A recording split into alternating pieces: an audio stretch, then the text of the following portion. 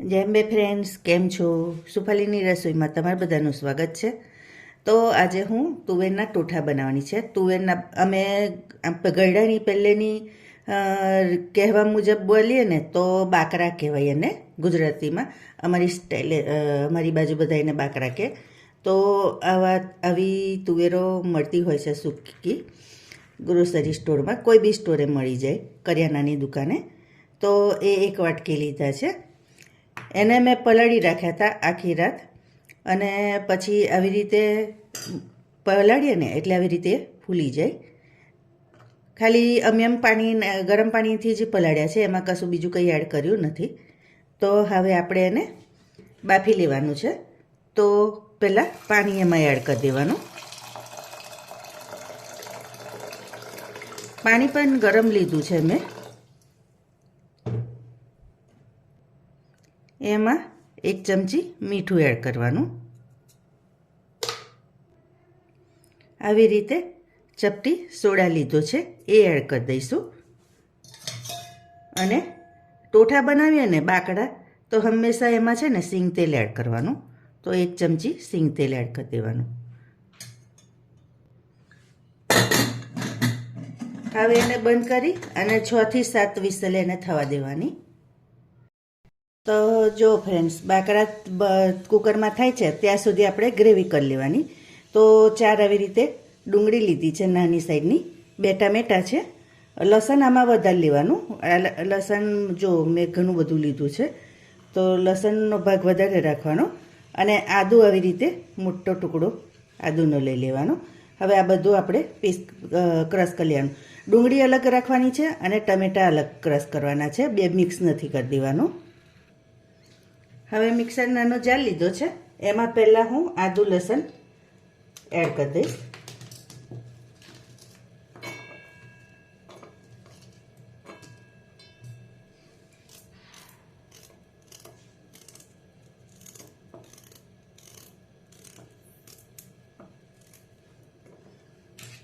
હવે પહેલાં એને પીસી લેવાનું. તો જો ફ્રેન્ડ્સ, આપણી બંને પેસ્ટ રેડી છે. હવે આપણે કુકરને ચેક કરી લઈએ બાકડા થઈ ગયા છે કે નહીં.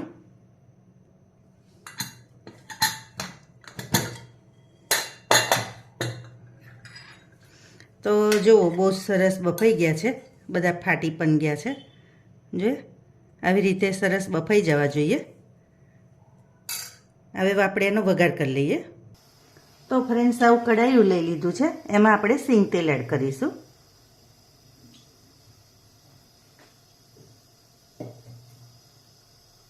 તો જો ફ્રેન્ડ્સ, મેં આવી રીતે એક ડબ્બો રાખ્યો છે જેમાં બધા જ તેજાના આવી જાય. તો આપણે એક તમાલપત્ર છે, મરી છે, પછી તજ, બાદિયા બધું એકમાં જ રાખું છું. એટલે કેવું કે તમને કંઈ બી મસાલો એડ કરવો હોય ને તો આમાંથી ડાયરેક્ટ આવી રીતે તમે કરી શકો ઇઝીલી. એટલે મેં આવી રીતે રાખ્યું છે. તો તમે ચાહો તો આવી રીતે તમારે પણ બનાવી દેવાનું. તો જુઓ, મેં લવિંગ 4-5 કર્યા છે, તજનો ટુકડો 3 બાદિયા છે, તજપત્તર છે અને મરી લીધા છે. હવે આપણે આમાં જીરું એડ કરી દેવાનું. હવે આ તજ, લવિંગ, મરી જે લીધા હતા એ એડ કરી દઈશું.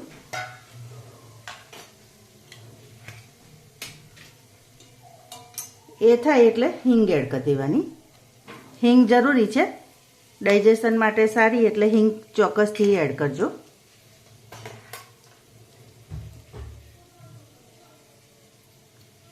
હવે આટલું થાય એટલે આપણે આ જે ડુંગળી ને આદુ લસણની પેસ્ટ બનાવી હતી ને એ અંદર એડ કરી દઈશું.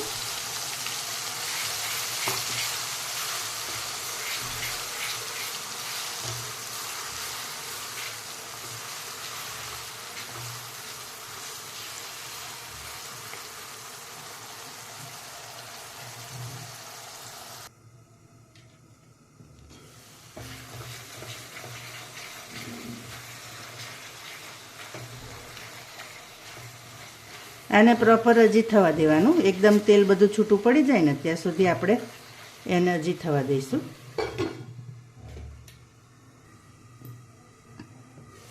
હવે જો તેલ ઉપર આવી જાય આવી રીતે શેકાઈને, એટલે આપણે ટામેટાની પ્યુરી અંદર એડ કરી દેવાની.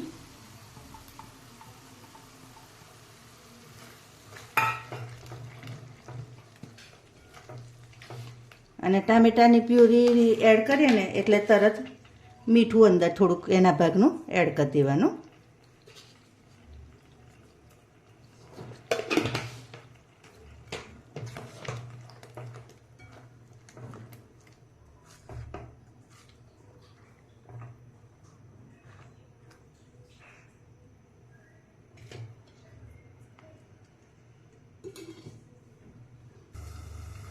તો જો ફ્રેન્ડ્સ, હવે આપણે ગ્રેવી જોઈ લઈએ.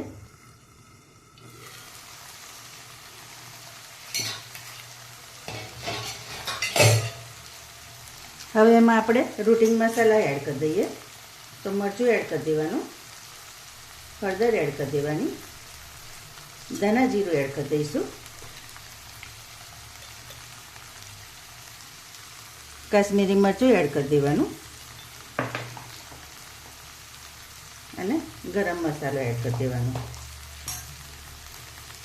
હવે આ બધું મિક્સ કરી દઈશું ને એની જોડે આપણે થોડુંક ગરમ પાણી એડ કરીશું.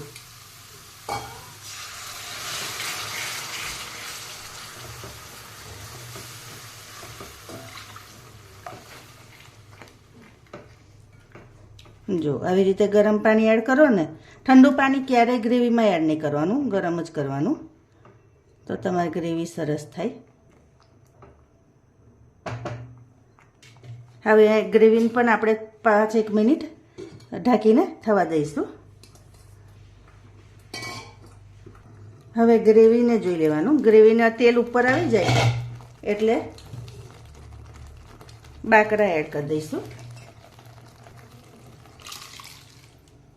આ બધું આમાં એડ કરી દઈશું અને એને મિક્સ કરી લેવાનું. આમાં છે ને ડુંગળી અત્યારે લીલી સરસ મળે છે, તો તમે લીલી ડુંગળીની ગ્રેવી પણ કરી શકો.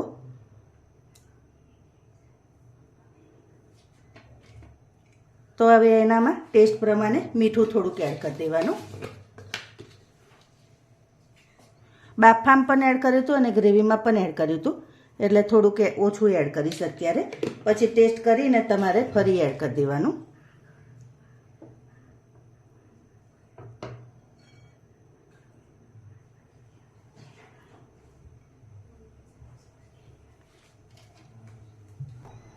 તો જોઈ લઈએ ફ્રેન્ડ્સ. તો જો સરસ થઈ ગયા છે. લાસ્ટમાં આપણે કસૂરી મેથી એડ કરી દઈશું.